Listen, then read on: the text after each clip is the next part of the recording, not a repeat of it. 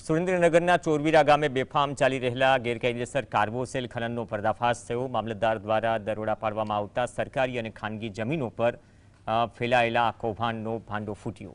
અંદાજે 50 એકર જમીનમાં 39 ગેરકાયદેસર કૂવા ખોદવાયા, જેમાંથી 200 ટનથી વધુ કોલસો અને 50 જેટલી ચરખીઓ જપ્ત થઈ।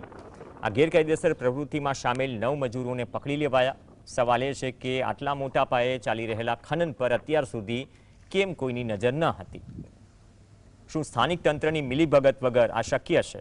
આ દરોડા બાદ વહીવટદારોમાં ભલે ફફડાટ હોય, પરંતુ જ્યાં સુધી આ કૌભાંડના મૂળ સુધી પહોંચી જવાબદારો સામે કડક કાર્યવાહી નહીં થાય ત્યાં સુધી આ પ્રકારની સ્થિતિ ચાલ્યા રાખશે। આ દરોડા માત્ર એક શરૂઆત છે।